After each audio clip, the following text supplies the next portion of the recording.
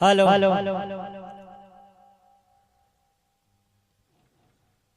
हाय, मैं छोटू छाया आप सब श्रोता को तहे दिल से स्वागत करता हूँ। आज आप सबके बीच में बहुत ही अच्छा, बहुत ही प्यारा एक गीत लेकर आया हूँ। हम आशा और पूरा विश्वास करते हैं कि ये गाना आपको पसंद आएगा।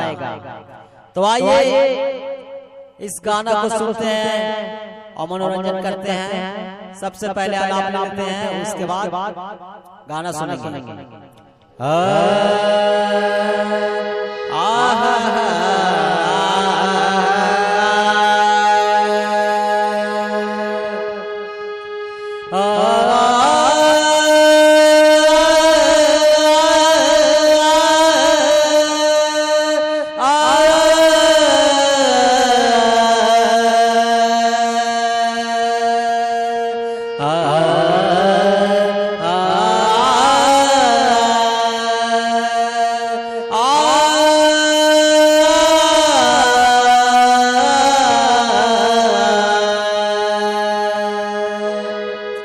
तो ये आलाप था, आप लोग आलाप सुनकर बताइएगा कि आप लोग को ये आलाप कैसा लगा है और कमेंट में जरूर बताइएगा। आइए अब गाना का आनंद लेते हैं। क्या कहता है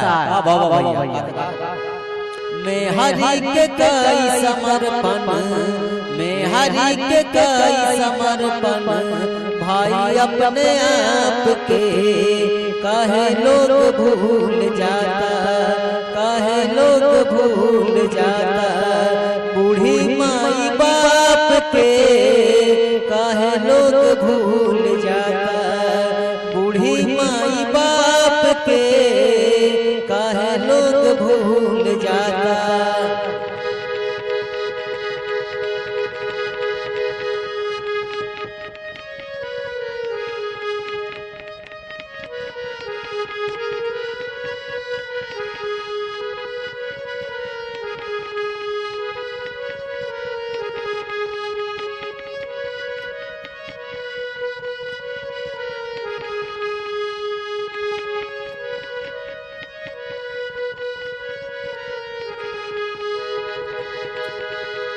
तो कहा था लोग कि काहे लोग भूल जाता बूढ़ी माई बाप के, कलयुग के परंपरा माई के लोग भूल जाता, घर में मेहरी रहते।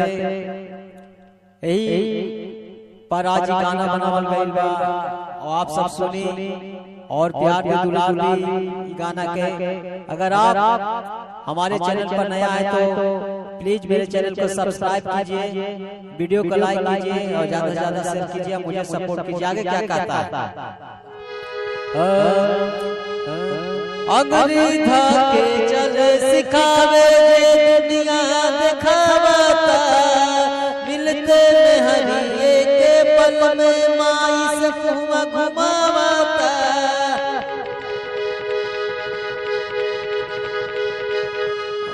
अंगूरी धाके चले सिखावे दुनिया दिखावता, मिलते में हरिये के पल में माई से फुआ घुमावता।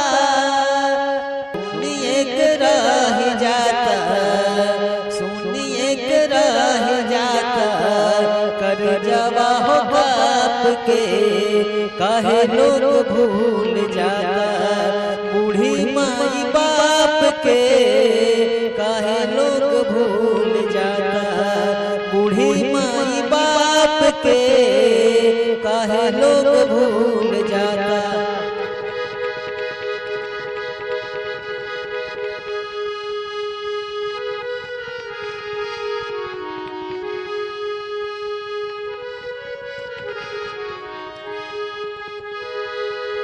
हाय रे कलयुग, हाय हाय रे आज के समाज हो, ना केहू में माया बड़े, ना केहू में लाज हो।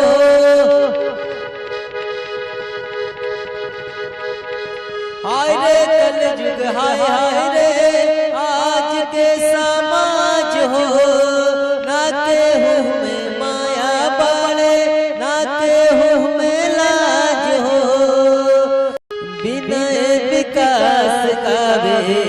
छोटू छाया सच सुनावे आजकल के पाप के, काहे लोग भूल जाता बूढ़ी माई बाप के, काहे लोग भूल जाता बूढ़ी माई बाप के, काहे लोग भूल जाता।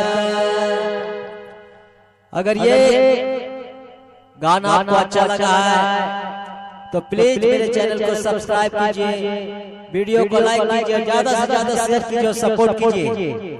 थैंक यू, नमस्कार।